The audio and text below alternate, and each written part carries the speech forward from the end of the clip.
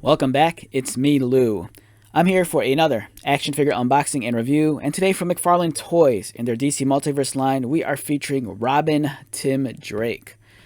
Okay, so we got another version of this figure months ago. We got the Titans Tim Drake, which I think for the most part is essentially the same action figure, except it kind of deviates from this color scheme and adopts the much more Teen Titans inspired color scheme where it's more red and it kind of loses a lot of the green elements.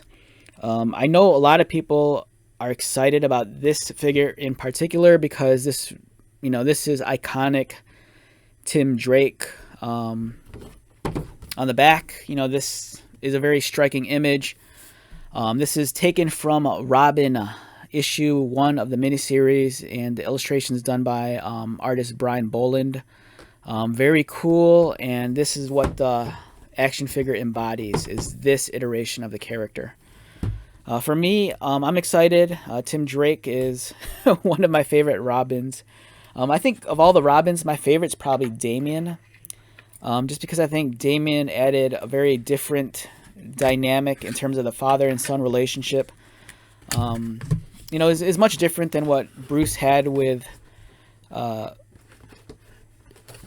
Dick or Jason or Tim, and I think Damian is this. I don't know. He's such an interesting character to me. Like if you ever read that one, like the Grant Morrison book, where Damian moves into the mansion and lives with Batman and Alfred, and he ends up chopping that guy's head off and keeps it in a duffel bag. That kind of sums up Damian. But Tim Drake, for many people, especially if you grew up in the 90s and 2000s, Tim Drake is probably your Robin. Chances are you might have grown up on the Teen Titans cartoon, and there's Teen Titans everywhere. It amazes me to this day, and rightfully so. Tim Drake is a great character. Don't forget, this comes with a trading card and a display base, and I have to say, of all the trading cards I've gotten in the last year, this is probably my favorite. A lot of the times with McFarlane, the graphic designer or whoever designs these things, they always choose like the crappiest image, and they'll either take like a postage stamp image and blow it up and it looks horrible. But this is nice. This is an actual cover to a comic book, and a very important comic book at that. But it looks like there's a graphical error right there. The logo's kind of like messed up for some reason. But it's a really nice looking trading card. Enough about that. Let's get to the figure. Excited. One of my favorite Tim Drake Robin action figures was produced by Mattel, maybe 2002, 2003. This came before the DC Classics line. It's when Mattel kind of got the Batman license, and they had a dedicated line of Batman figures, which was designed by I think the Four Horsemen, who designed, the Masters of the Universe 2000 line back in the day. And there's a Robin figure in that line, and it's not it's aged kind of poorly, but for me, it's always going to be one of my favorite Tim Drake Robin figures. It's posed kind of funky, but the detailing's there, and the aesthetic really captures that time period. And I'm a big fan of toys from the late 90s, early 2000s.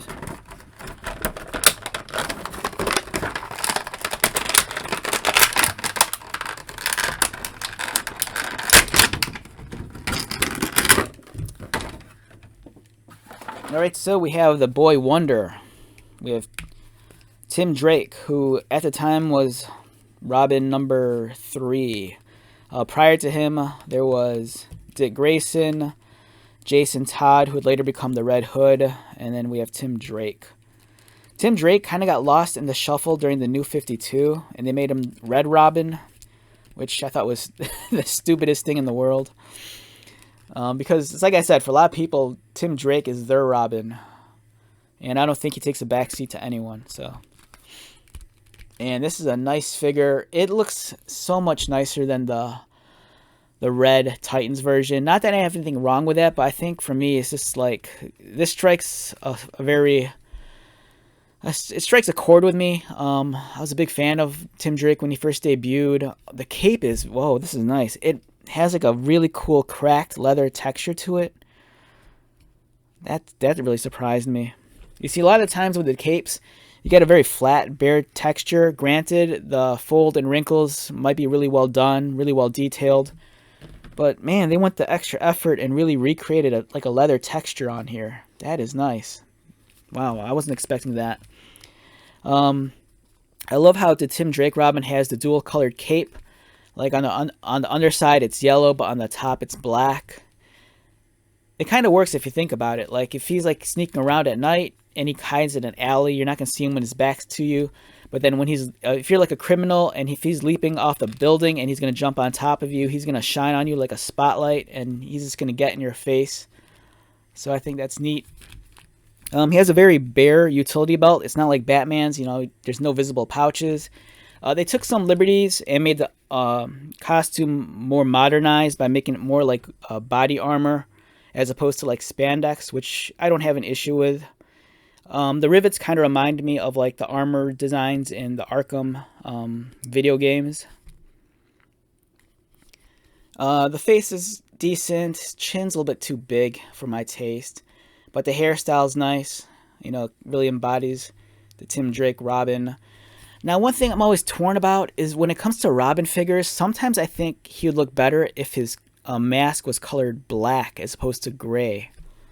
Because in the comic books, his mask is always colored dark. It's always black. It's never green. So I don't know why toy manufacturers always choose to color his mask green. I think it'd look better in more striking black.